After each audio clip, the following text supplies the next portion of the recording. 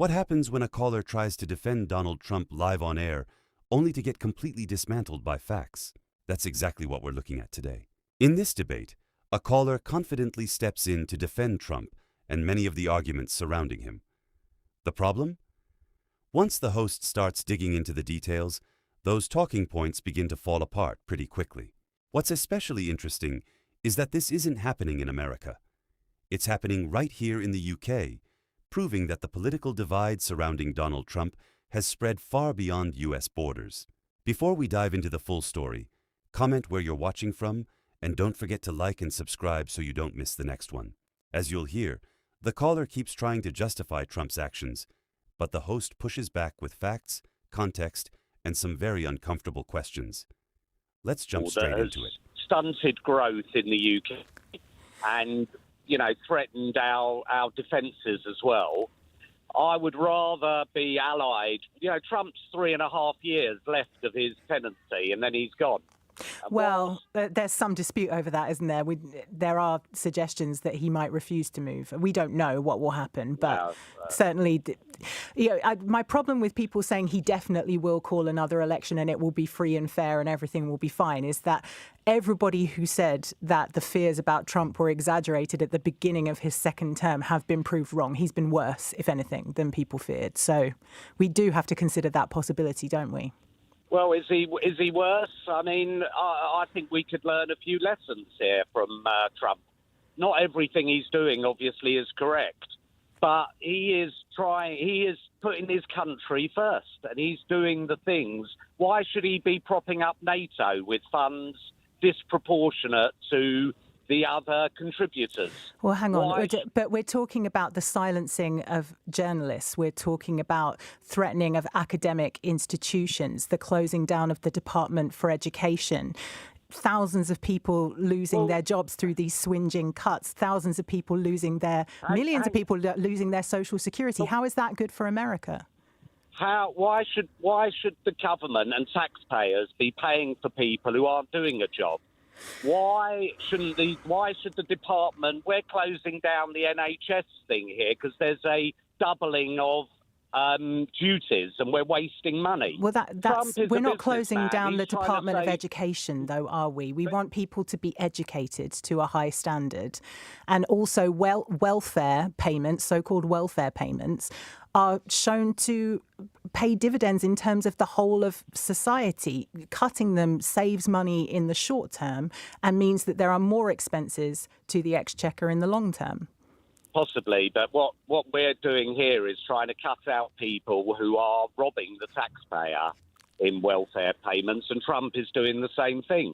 He's just not prepared to pay people who are freeloaders. I don't think that you understand the extent to which Trump is eroding the very fabric of democracy and becoming an authoritarian. I'm not as clever as you.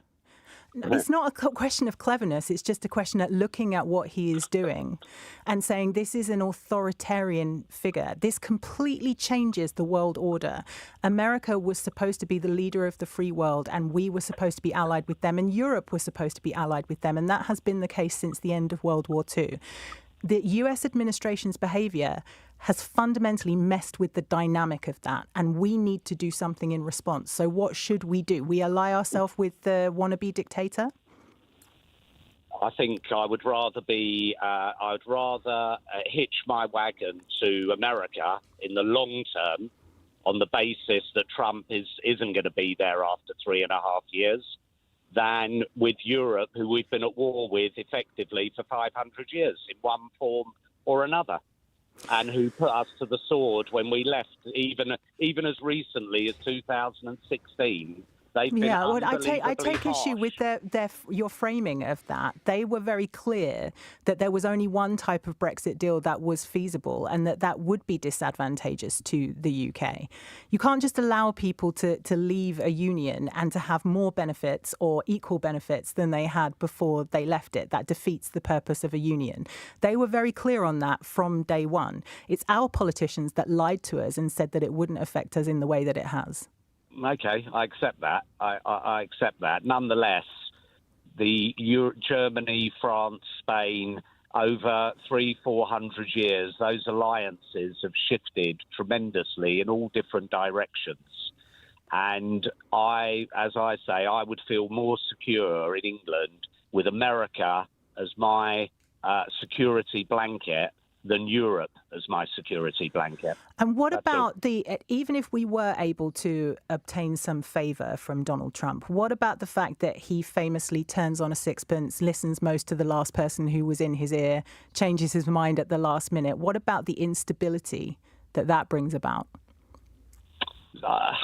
I don't know, but I sense that on some of the this would be a massive issue to America. I don't believe that they would want to be bad friends, call it, with the United Kingdom, given the tie-up in security information, having a solid partner on the European front.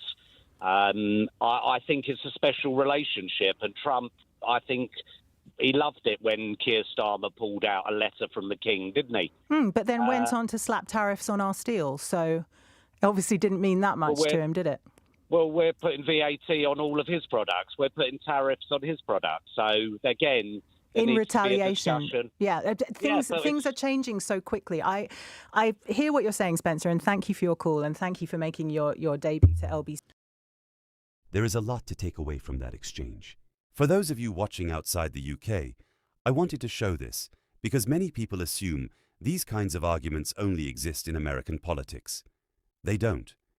We have people right here in Britain making many of the exact same talking points and defending the exact same narratives. What stood out to me was how often the callers' arguments started to fall apart the moment they were challenged. Time and time again, the host pushed back with facts, context, and direct questions. And each time that happened, you could hear the caller backing away from points he had sounded so confident about just moments earlier. That's why conversations like this matter. They show the difference between repeating a political talking point and actually being able to defend it when it's put under scrutiny. Whether you agree with the host or not, she came prepared, stayed focused on the facts, and refused to let unsupported claims go unchallenged.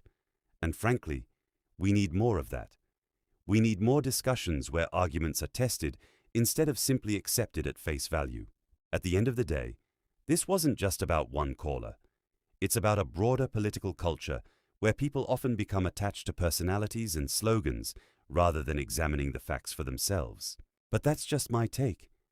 Let me know what you thought of this debate in the comments below. Who do you think made the stronger case?